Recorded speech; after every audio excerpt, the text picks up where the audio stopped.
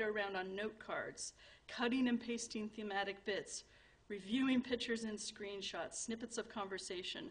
We assume a stance very similar to the player who brings all of their experiences and a broad range of collective knowledge to bear on the game.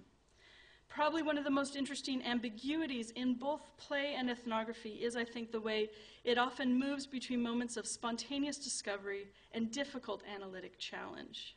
Now here I want to pause, and forgive me, I'm reading just to try to convey these ideas clearly, but I want to pause for a minute, and I need some help with this. So I need 5 volunteers to help read a snippet of transcript. So I need somebody who will read the caster. Thanks, John. Somebody who will read the ranger. Please. Jean will read the ranger. If I know your name, you're getting called on if no hands. The magician. Daryl, thanks. Somebody to read the warrior and cleric. It's actually the same person. Larissa? Yeah, exactly. That'd be Larissa. And the Beast Lord. I at least know one other person. I know a few more. Christian? Can you read the Beast Lord for us? You can't read it. Jazz? I'm literally going. One more person. Thanks. Okay. Okay, so the scene is, this is just a very short transcript snippet from EverQuest of what's called a pickup group. 5 people gathered together, usually in this case for a period of hours, killing monsters over and over and over again. There was very little questing in EverQuest. It was a lot of mundane killing monsters. So that's the scene. Okay, so we'll start from there. Take it away, caster. Correct. Ouch. Don't move. Sorry.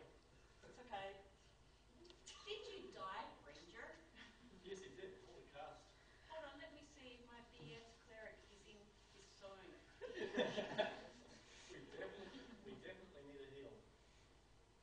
Warrior has left the group. And you're also cleric. Oh, okay, sorry. Ranger, if he's ready for res. Ranger, you ready for res?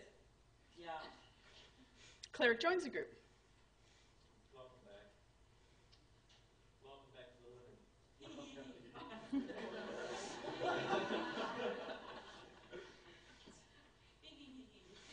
Warrior and he's cleric. He's on the same account. Man, my husband just got killed in a bad place and can't get his body erased. Cleric's left the group. Where is hubby, Beast Lord? Warrior joins the group. Ask him. He's upset. Why? Not talking at the moment, because he may not be able to get his body back. Where did he die? He's not saying. I know it's near Burning Woods. Could a 60 Ranger get it? He was 52. I think he lost his level. If he needs help, I can summon his corpse. Got a 57 cleric too. He thinks he got one. Okay, well, I can res him with my son's cleric and probably drag with my ranger. What level were 57. Okay, I told him. Pewters are not in the same place, so we talk through tells. Talk through tells too. Laughing out loud. Great, thanks. Thanks to our actors. Okay, what do you notice? What's happening in this moment? Yeah, Larissa. A lot of the offline socialities coming into them. Yeah, So we're getting a sense of who's where and people have different accounts. yeah. So offline sociality, different accounts. What else catches your eye? A lot of coordination. Yeah, a lot of coordination, problem solving. Anything else? A lot of discussion of levels as a way of setting out where they are. Yeah, so there's sort of this component trying to figure out who can do what and who can actually help. Yeah. Anything else? Yeah, John. A lot of in-culture norms and understandings that we use to coordinate all that. Yeah, absolutely, absolutely.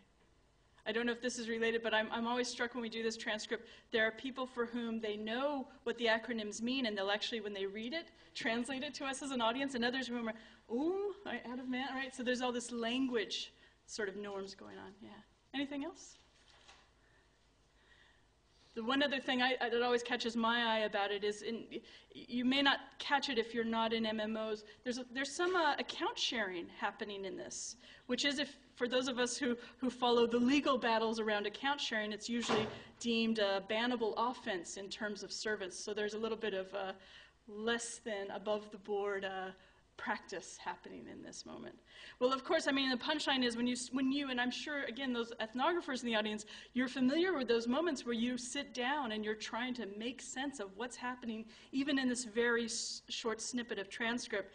This is just a little diagram we did in an article Jacobson and I wrote, trying to understand some of these complex social networks and interweavings happening. And I think my own experience is certainly that of analytic puzzling, as I would say, when you're faced with these kinds of things. Okay, so experimentation, learning, problem and puzzle solving, and discovery are core joys of gaming. And I think, as I've mentioned, rather than thinking about fun, perhaps we can better use the notion of pleasure. Playfulness is powerfully woven through with joyfulness, unguarded delight, and enjoyment of the activity at both an embodied experiential level and emotionally. We also find pleasure in mastering aspects of the game we play, having worked hard to improve our skills. If we're playing with others, that special quality of social fun can kick in and powerfully connect us to people. We participate often in the communal enjoyment of creating shared experiences, histories, stories, and playful myth.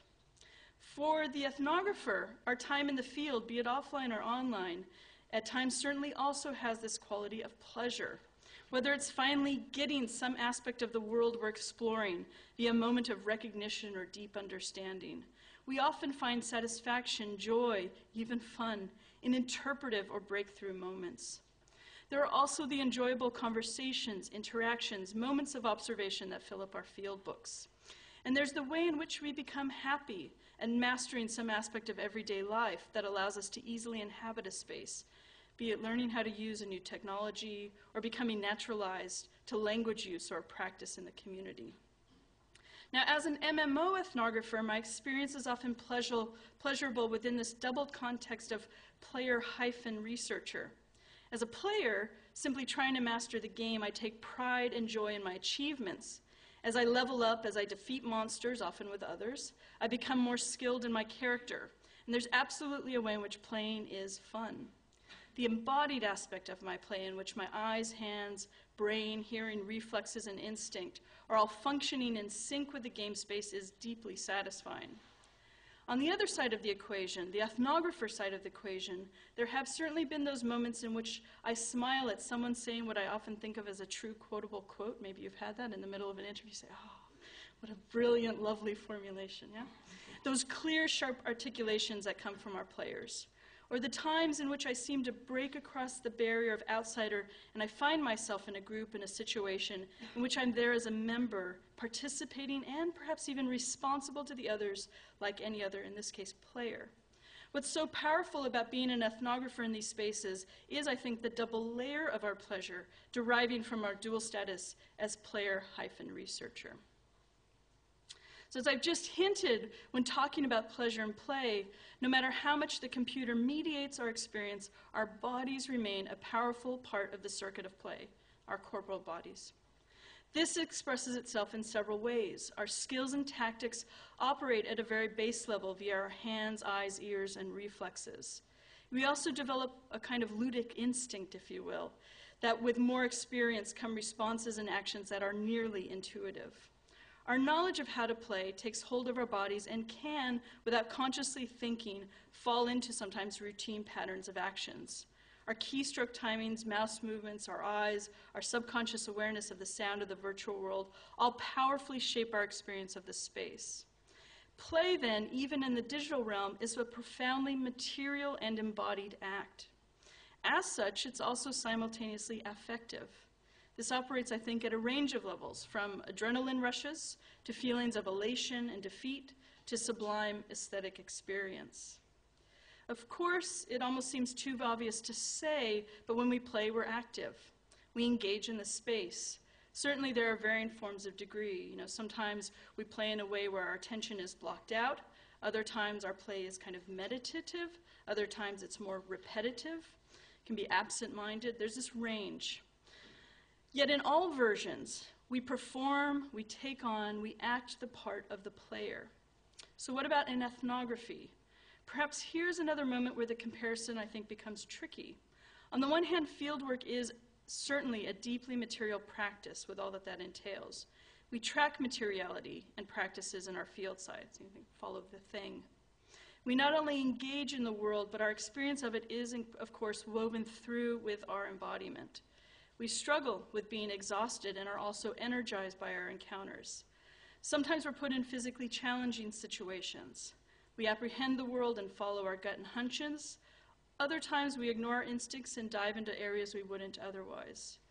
People we encounter in the field deal with us as embodied researchers, ones who encode all kinds of things through their very materiality. As such, we always contend with the ways embodiment intervenes and shapes our research, good, bad, or otherwise. In the field, we regularly oscillate between being a fly on the wall and also very present. We participate. We eat the food, go to the event, talk to the people. We become, to some degree, community members. Our engaged, embodied presence is a core tool in the ethnographic method, and it is, I would argue, a strength.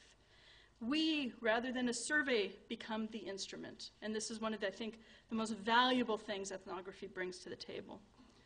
The deeply participant component of participant observation has long led ethnographers to consider forms of accountability, responsibility, giving back to the communities they study. The embodied affective character of our work typically leads us to this consideration, and it's something each ethnographer reconciles in different ways for different projects.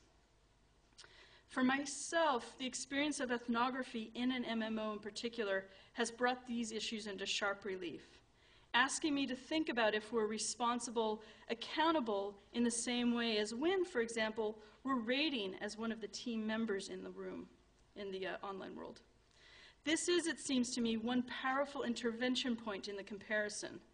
Understanding our role in play prompts very strong questions about agency, accountability, responsibility. It cycles us back to long-standing ethnographic debates about insider status, nativeness, accountability to the communities we study. It gets us, I think, to talk about and mull over issues of trust, for example, something we often think about as ethnographers.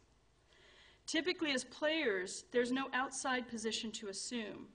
25 raid slots equals 25 players. As a member of the group or raid, you're regularly expected to carry your own weight, look out for the good of the group, understand your actions through a collective framing.